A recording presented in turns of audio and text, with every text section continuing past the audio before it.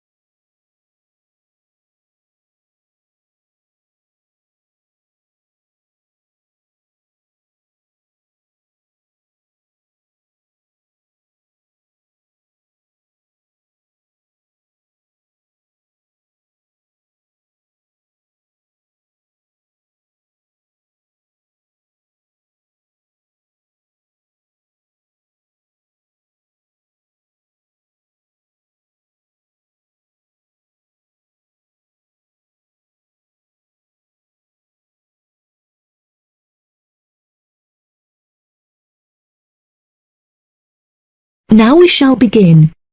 You should answer the questions as you listen, because you will not hear the recording a second time. Listen carefully. Hi, Zach. I heard you passed your driving test. Congratulations. Thanks, Olivia. I passed just last week. It feels great to be independent and driving on my own.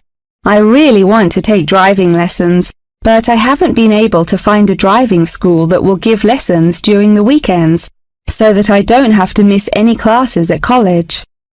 The driving school that I used was brilliant and really flexible with their teaching hours. It's really close to the school. The address is 67 Kings Road. That's 67 King 'S Road. Oh, that's perfect. I don't like the idea of driving around busy streets.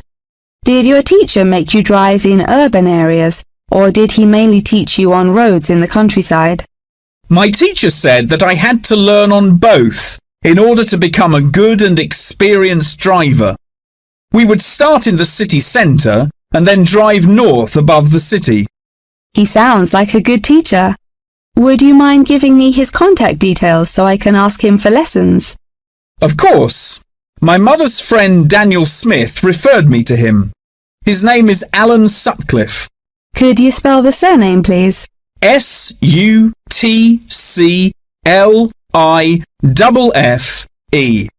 Thanks for helping me out. I'll give him a call tomorrow.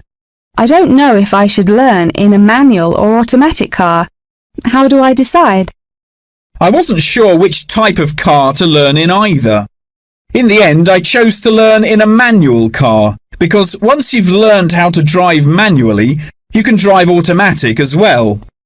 Most cars on the road are automatic nowadays. Okay, I think I'll learn with the manual car too then. Hopefully the teacher will be able to give me lessons in the evenings after school. It would be much better if you take the lessons during the day. It will be far easier for you to learn when there is enough daylight to clearly see everything going on around you. But you need to be an experienced driver to drive safely at night. How frustrating. I was hoping I wouldn't have to take lessons during the weekends. You're right though, safety comes first. Speaking of safety, you should wait until summer to start learning. It's really difficult and dangerous to drive in the wind and rain as a learner, so you should definitely wait until the weather is sunny and dry. Okay, that's perfect actually. It will give me some time to save up some money to pay for the lessons. Tell me about it. I had to work for months before I had enough money saved up. It was worth all the work when I finally got my driving licence, though. The whole process is so expensive. How much did it cost you in the end? Well, each half-hour lesson cost $30, and then the final test cost $50. In total, it cost me about $300. Gosh, it's pretty expensive. How did you find the test? Was it really difficult? No, it wasn't too bad, and the man was really calm and friendly. I knew that I would have to perform 2 parking manoeuvres during the test, so I practiced them a lot beforehand, and that really helped. The test used to last 40 minutes, but it changed a bit. For the first 20 minutes of the test, he gave me directions, and I had to just drive around, and then the last 10 minutes was for demonstrating the manoeuvres. So the test is 30 minutes in total. Okay, great, I'll remember that. Do you have any more advice? It's really good to practice driving a lot outside of driving lessons as well. Whenever my parents were running errands on the weekends, I would offer to drive them. My driving teacher also told me to buy a notebook to write down everything that I've learnt in it, like a diary. Haha, that sounds boring, but I'll do it if it helps. I found it really useful. Before my test, I read through everything I had written down, and it reminded me of a lot of things that I had forgotten about. It's really helpful for the theory test as well, because there's so much information to remember for it. That's great, Zach. Thanks for your help. No problem. See you at school. Bye. That is the end of section 1. You now have half a minute to check your answers.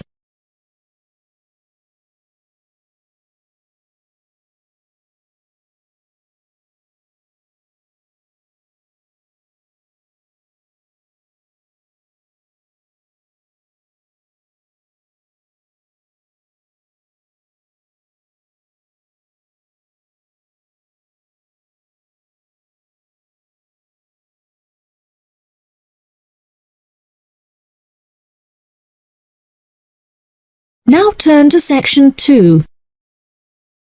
Section 2.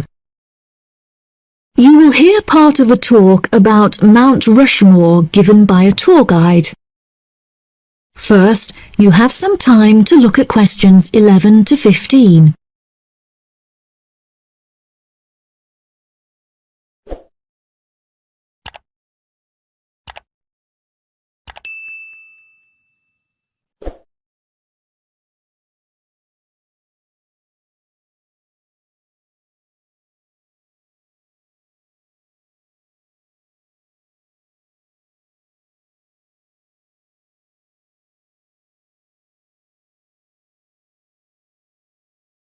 Now listen carefully and answer questions 11 to 15.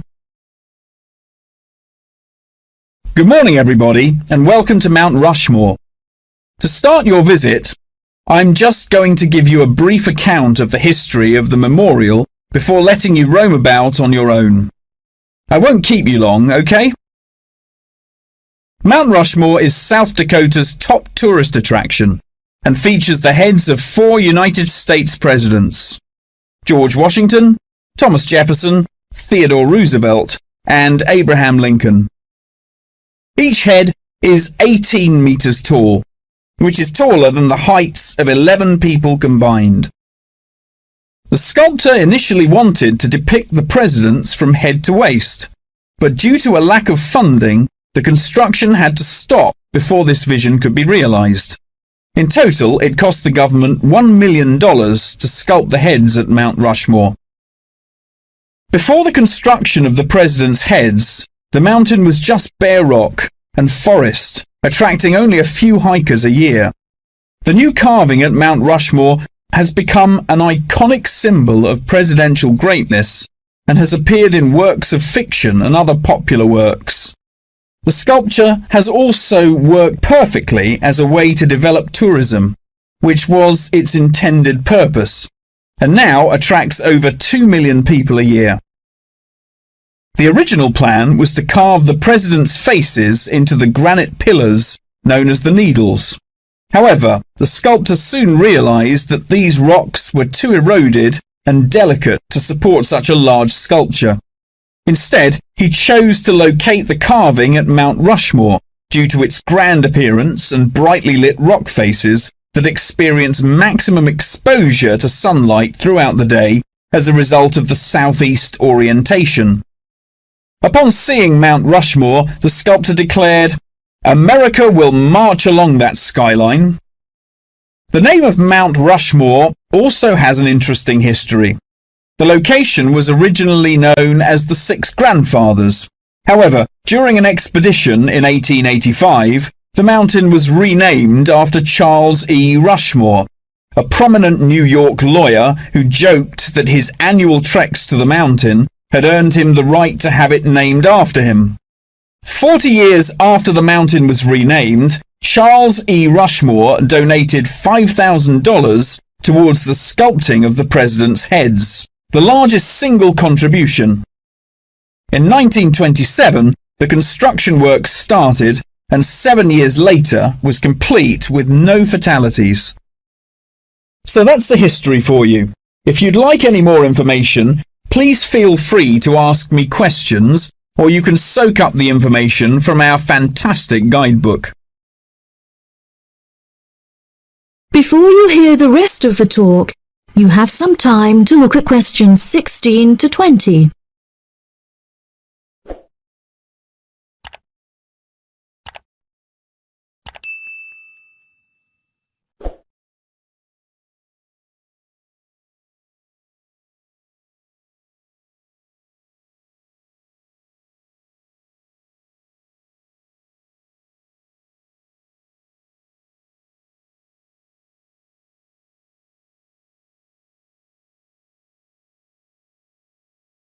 Now listen and answer questions 16 to 20.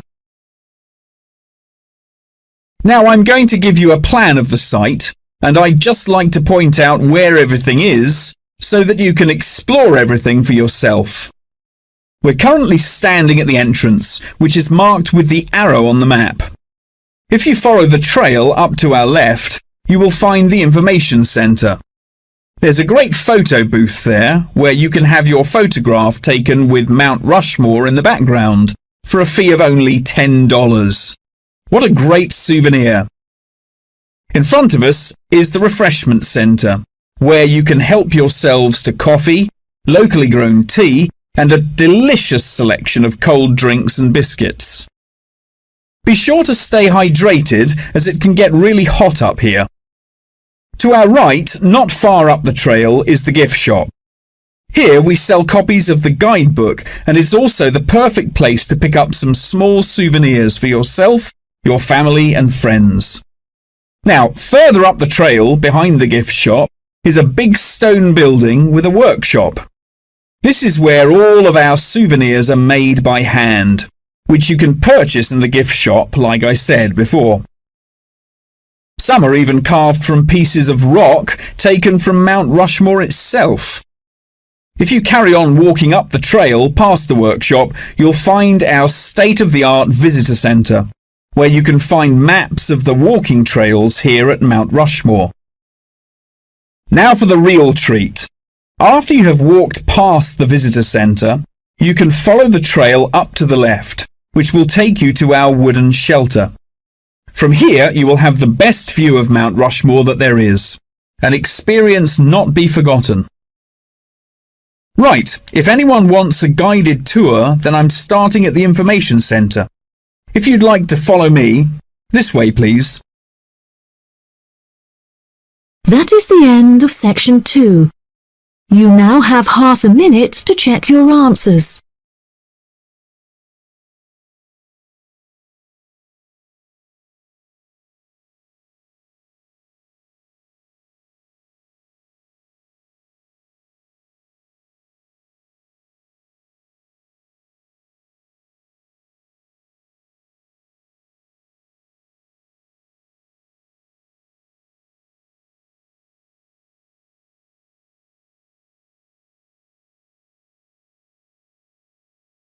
Now turn to section 3. Section 3. You will hear a conversation between a professor and a student talking about taking a course. First, you have some time to look at questions 21 to 25.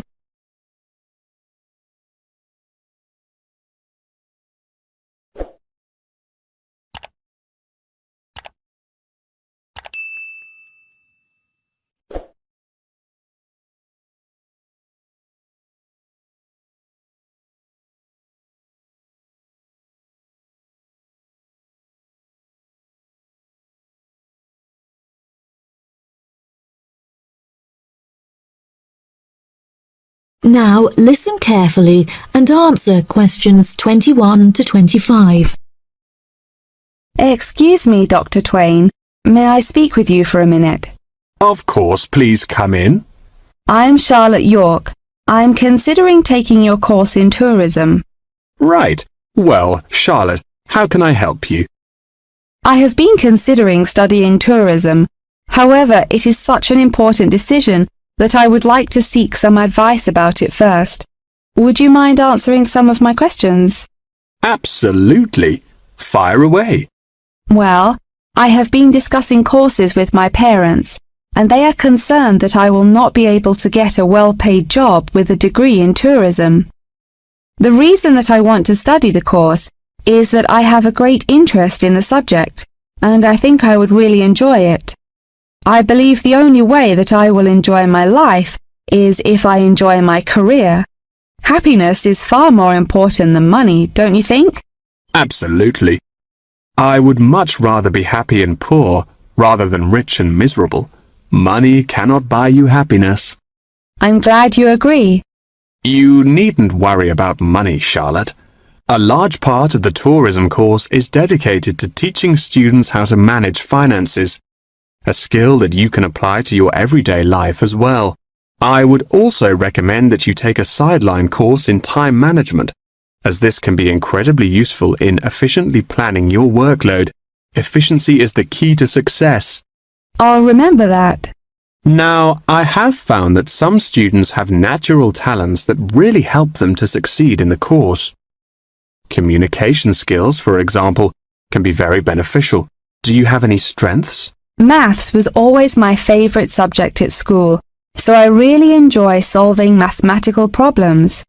However, I find statistics quite difficult. I have always been very capable and self-sufficient. I have a lot of confidence in my abilities and will take the initiative in situations without needing to depend on anyone else for their help.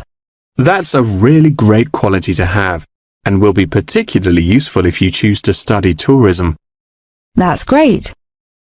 I would recommend that you spend some of your time researching the course.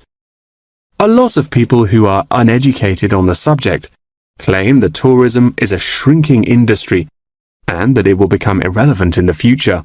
If you study the published research, however, you will see that the truth is quite the opposite. The industry has, in fact, grown significantly as people have developed an ever-increasing interest in culture and travel. Have you compared the university course with a polytechnic? Yes, I have. I was interested in studying the course in modules. However, the university doesn't offer that option.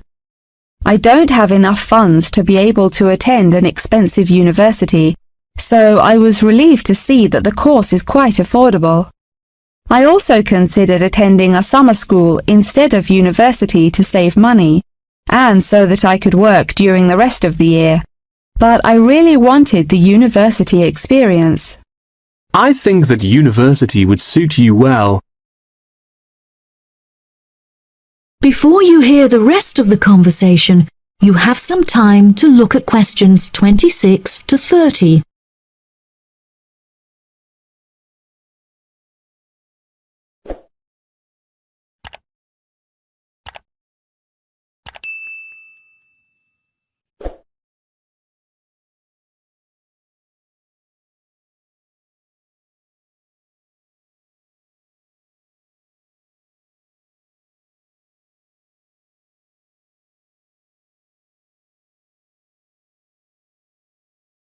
Now listen and answer questions 26 to 30.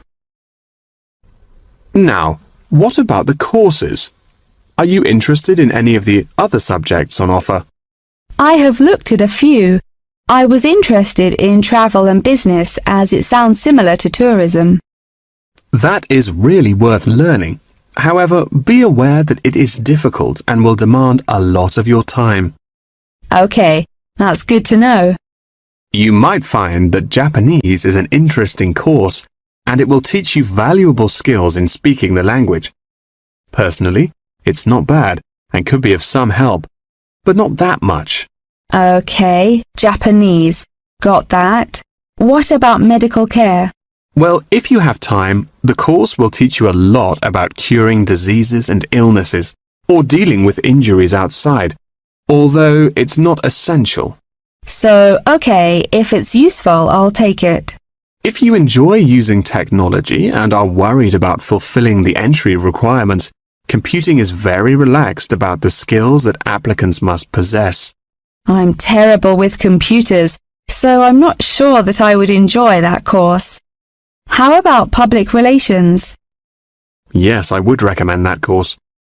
It would be related to entering the tourism industry, as it will educate you on how to approach clients and develop associations with them. That's great. Thank you so much for your help. That is the end of section 3. You now have half a minute to check your answers.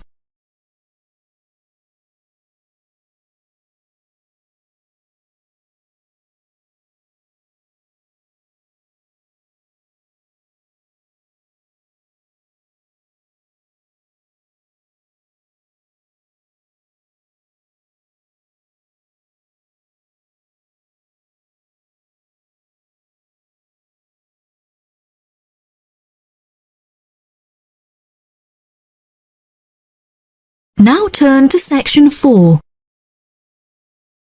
Section 4. You will hear a talk about the practice of company outsourcing.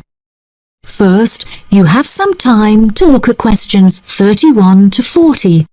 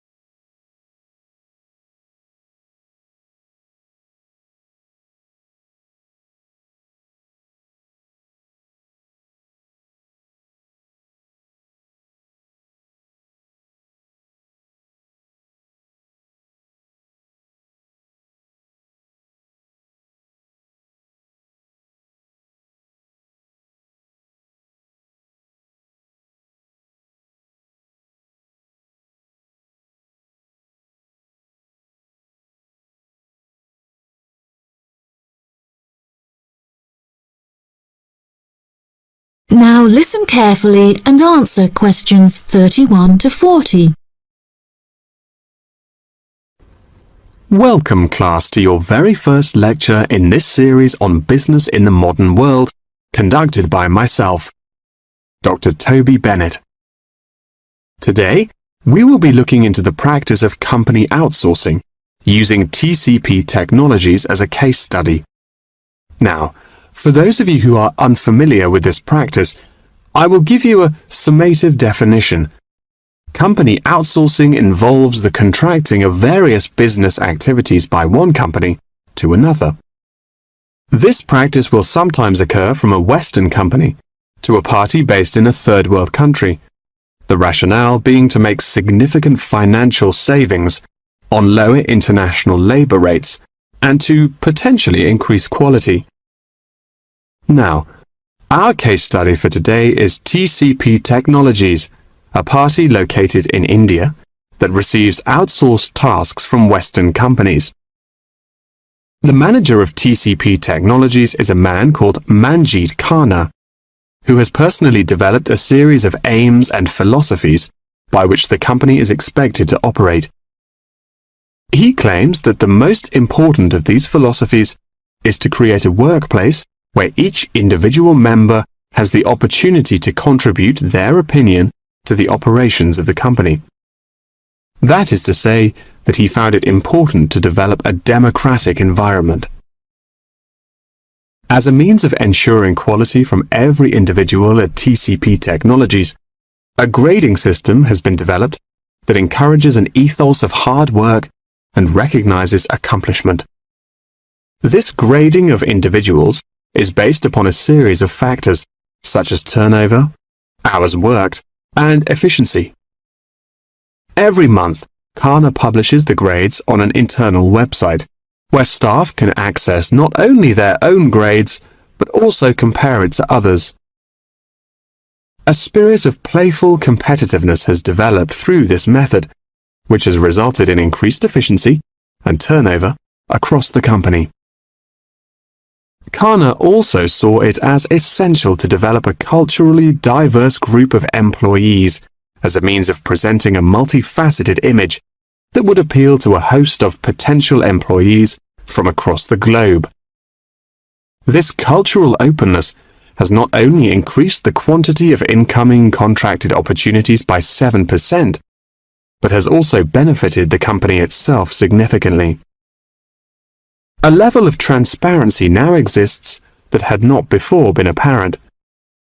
According to questionnaires carried out recently, these newly introduced measures have significantly increased the rate of staff satisfaction, which has subsequently led to an increase of 32% in the company's income.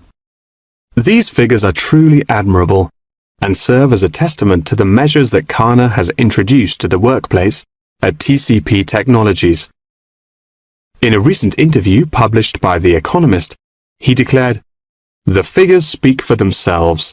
My system works." When asked if he had any advice for companies on methods they could employ to streamline workflow and increase turnover, he replied, "It's simple, really. A company must see itself not as one entity comprised of nameless components, but instead as a living organism composed of cells, each one essential to the functioning of the whole. I suggest that the motto by which your management operates will be employee first."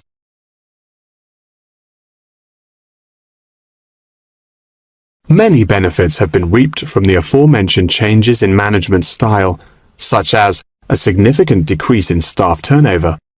This improvement alone has solved many problems that had before stunted the growth of the company. A lot of these improvements came from the realization that the solution does not have to be produced internally, but can come from any other company. The grading system also immeasurably enhanced the dynamics of the company. The fact that this measuring system is solely produced for staff members and inaccessible by management means that it cannot be used as a judging criterion for promotion. It has proven itself a relaxed and informal means of stimulating workflow. When asked about specific features of his managing style, Kana mentioned that it is important for him to respond personally to any complaints filed by staff members. Having found the existing complaints process slow and ineffective, he introduced a new online system that created a direct line of communication between Kana and all employees of the company. The complaint form, dubbed by Kana as a ticket, eradicates the middleman, is easily accessible to all employees online, and has an interface that can be instinctively navigated. Any staff-related complaint, such as those relating to air conditioning and food quality, can be submitted directly to Kana via this online system. Entitlement to vacation is also a popular issue discussed through this forum. The main benefit of using this system is that staff must include their personal details on the ticket before they are able to submit it. In the past, anonymous complaints had been the root of much confusion and caused many wasted work hours, so the new system has put a ban on this form of complaint. That wraps up the lecture for today. Please remember that attendance is mandatory. That is the end of section 4. You now have half a minute to check your answers.